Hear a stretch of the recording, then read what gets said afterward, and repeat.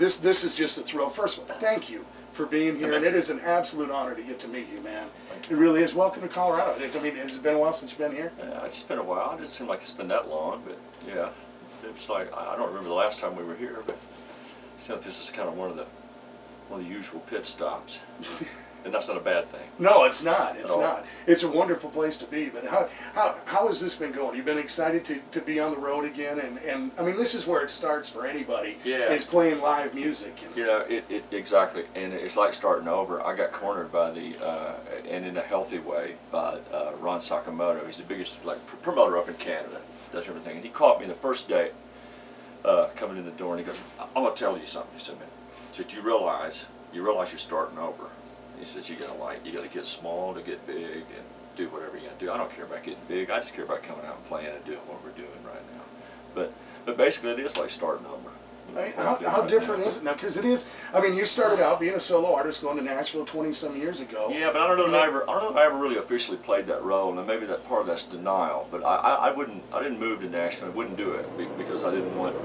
I was afraid, to take on the solo thing. You know, like I go stick my foot in the water and then turn around and run back, and never really dove in officially until Tim Dubois called and put Brooks and Dunn together. So that was really, so you didn't really try it too much on your own as a solo? From long distance, from Oklahoma. I'd call something in or see if I could get a number to some record executive every now and then and go, "Oh, I'm playing in a club, you think I can maybe get a record deal?" And I'm like, "Who? Who is it?" But it's good. It's good. I mean, it's changed so much, and it has. I mean, from the early '90s until now, yeah. The industry, how music is done, how it's produced, how it's gotten out, yeah. And just country music itself. But it's got to feel good to know that you really created a sound, because it was something that turbo talk, that honky tonk stomp sound, was something that wasn't there before.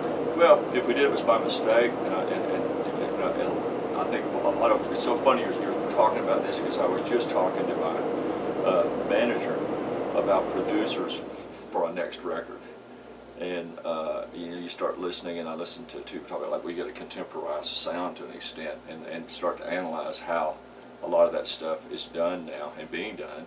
It's just been done in a less expensive way. It is, isn't it? It is. You know, we're using loops and technology, but hey, we've been doing that from day one. He's got to move forward with it. I like it. I like a lot of what I hear. I'm really digging a lot of stuff like Eric Church. I mean, I like his producer Jay. You know, I think what I noticed about his last release is just about every song on there sounded like it could have a drum line in it. Yeah. You know, yeah. I mean, it had that kind of. They're starting with that. That's the new formula. It's just to start like with the drum thing, and you would do that anyway in the studio, but you start with like sometimes an automated drum loop. And they're getting real organic now, to the point to where it's actually, I mean, it's pretty real. And then building around that, it's a fun way to do it. You know, and I just think it's really impressive. You just talking about, okay, we're listening to new stuff and, what producers and so forth, because I think one of the hardest things in this business is for somebody to stay relevant. Yeah. You can keep a career going and you can keep performing, but to stay musically relevant, and I think through the years, I can name guys like, Conway Twitty, I think, was really good at that. I think Reba has been a master at staying relevant. Kenny Rogers finds a way every decade to find something relevant, and it's, something you've done it's going on 3 decades now. Yeah, it's a challenge, but part of it's just part of just the mad science that's involved with it. Reba's a good friend, and talked to her a lot about it, and hang out. We talk about sounds and production and stuff. She's way into it too, but it's just a lot. There's more to it. There's a lot to it. There's a lot to it. Makes it fun. Does it feel good to know how many people you've influenced in this business now with your sound, and the amount of people who go, it's Ronnie Dunn's songwriting, it's that voice, it's him is the reason that I get into this business. That's got to feel good. I don't hear that. Really? Actually, I haven't heard that either. I've interviewed a lot of people, and your name's never come up. Yeah, you cut the BS right now. And I want it known right now that cameras add 10 pounds, and right now there are at least 8 of them on me. All right, so give me a couple of them right now. I need them in the right places. Well, we can bulk you up by the time we get off of here. Yeah. Well, talk about music, let's go to the gym too. Yeah. No, I've never heard of that.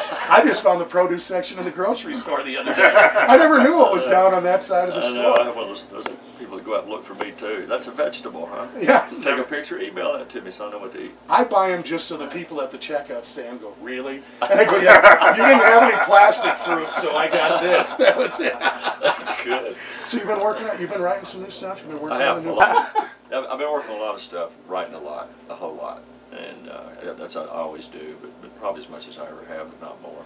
You know, I'm just out to prove a point right now. I'm so bullheaded. You know, really? I just want to show that a guy in his early 40s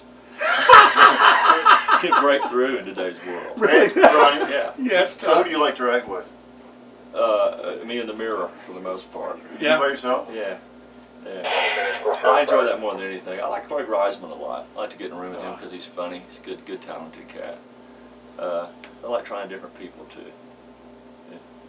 It changes, but right now I really, you know, in the early days I wrote most of what I did by myself. You know, Boot Scoot, Neon Moon, Hard Working Man, Shoes to Be Mine, all that stuff. So, and I remember getting a lecture when I first came to town by Tim Du Bois saying, "Hey man, don't get lazy and getting caught up in the proverbial co-writing syndrome." Because, you know, so well, kind of going back to some of that's fun. When you write, do you always write for yourself? Yeah, that and radio.